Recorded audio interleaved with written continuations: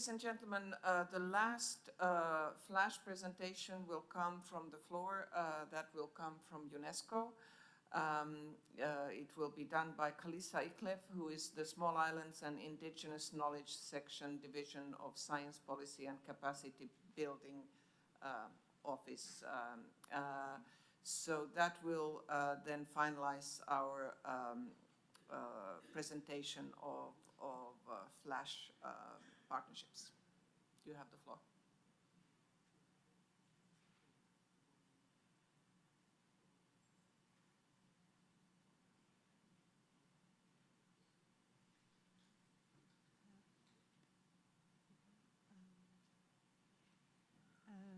Hello, everyone. So I don't introduce myself.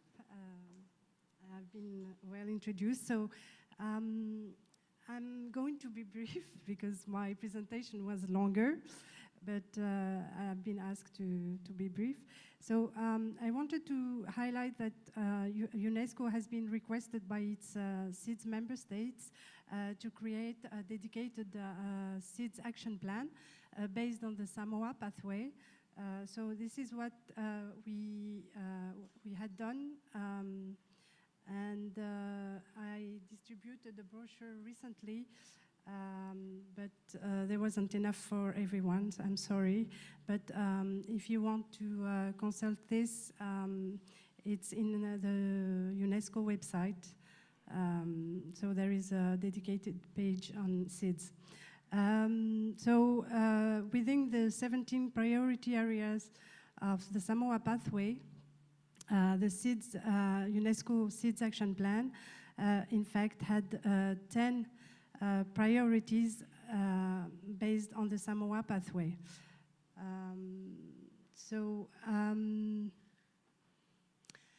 The action plan is concentrating on the 5 sectoral program of the organization, which is based on education, natural sciences, social sciences, culture, communication, and information. The action plan is targeting directly 9 SDGs. I'm not going to go into details about those SDGs, but the SDG 4 is actually being led by UNESCO because it's on education. We are doing a lot of work as well on ocean because we have the Ocean Commission, and it's very well involved in the conference in July for the SDG 14. We are as well involved in the climate change and others, and we are as well contributing to other SDGs, but indirectly.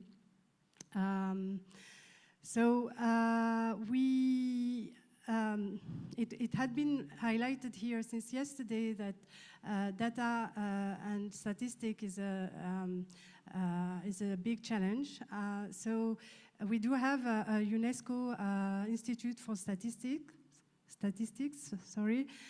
which is helping with data and with data collection and analysis and capacity building. It's collecting data on education, but also on science and development, on ICTs. It can be very helpful for SIDS. It recently sent a representative to the Pacific so that it helps the Pacific with the data and statistic issue. I mean, this is the SDG 14. I already talked about this. Oops, sorry, it doesn't go. Sorry. It doesn't work.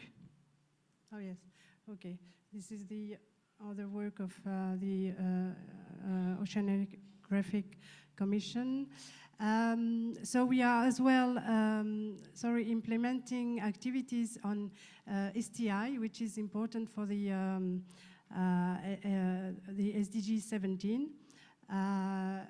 Currently, UNESCO is participating in the STI policy advice in the Caribbean, organized by Science. And we will organize as well in the Pacific end of March another STI policy workshop for the Pacific region. Now, why I wanted to intervene, apart from telling what UNESCO is doing, it's to launch a partnership based on a project that we have on citizen science. Sandwatch was already a partnership agreement launched in Samoa in 2014, and now we would like to expand it to become a global citizen science observatory. I would like to invite Mrs. If you allow me, moderator, to invite Nikita from the Young Marine Explorers NGO, with whom we will collaborate in this project.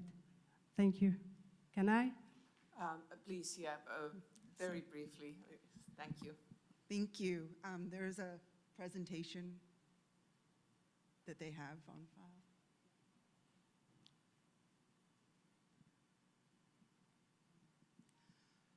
While the presentation is loading, I just want to say how honored and grateful I am to have this opportunity as a young Bahamian to address the audience and to speak about the work that we're doing here in the Bahamas and the future partnership with UNESCO. So while we wait, Young Marine Explorers is a nonprofit organization, and our focus is on conservation, and particularly marine conservation. However, what we've realized is that in order for us to achieve our marine conservation and the SDG targets, we have to focus on other SDGs as well, because there's a lot more involved in it. May I have the clicker? And the method or the goal of Young Marine Explorers is really to inspire youth to address the social, economic, and environmental challenges of the Bahamas. And in order for us to do that, we have to sort of take a step back from the marine focus and look at some of these other SDG goals.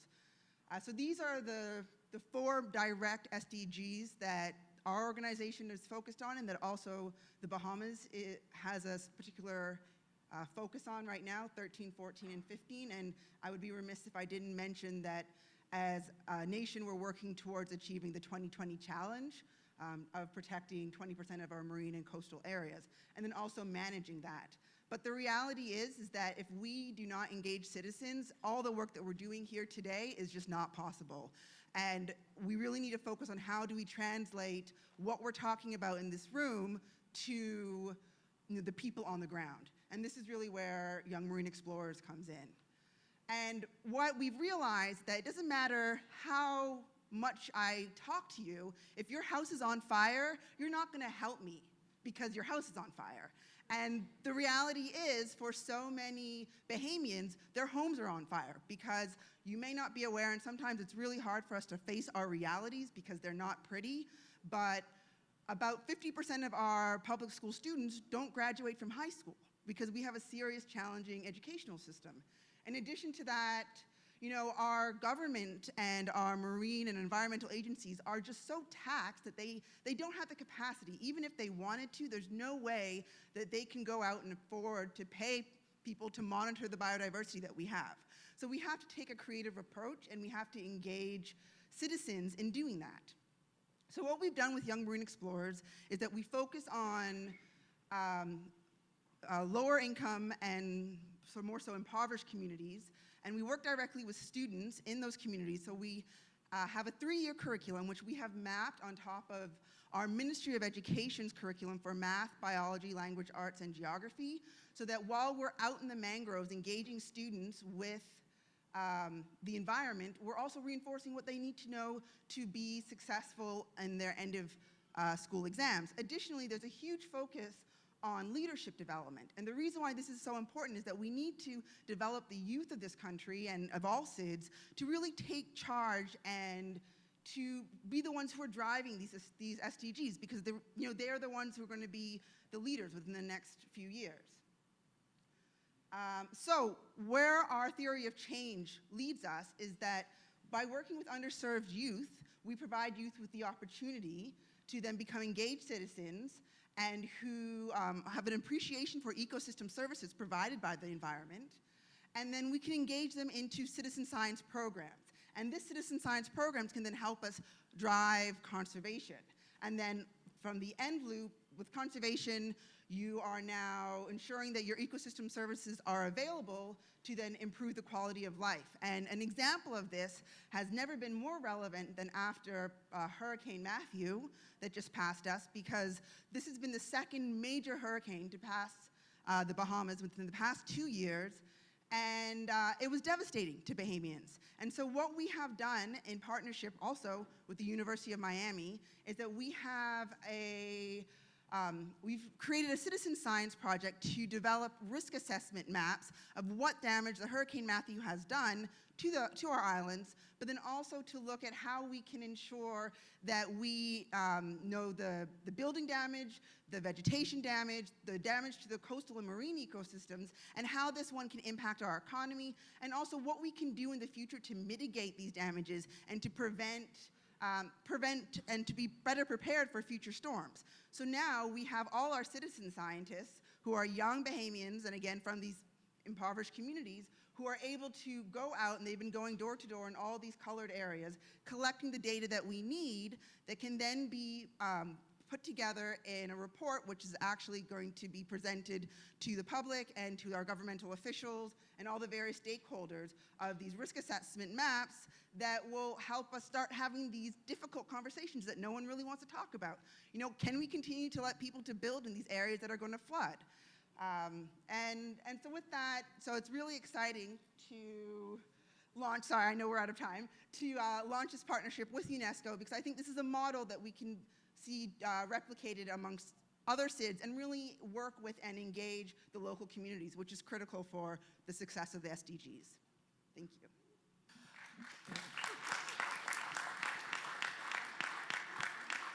Thank you. Thank you very much, UNESCO, for talking about the important work that you do on partnerships for SIDS, and thank you very much, Madam, for the very inspirational presentation of the Sandwatch project. It was a great ending to these flash presentations. So, ladies and gentlemen, why don't you join me for a round of applause for all the presentations here.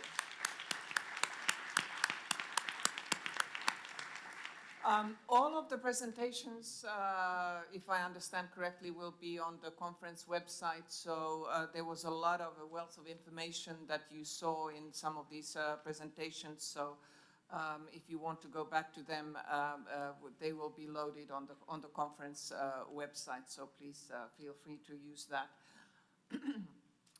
I don't think I will try to wrap up, because what comes out of this discussion that we've had here today is really the diversity of partnerships, the different kinds. You really heard from member states, from international organizations, civil society, trade union perspective,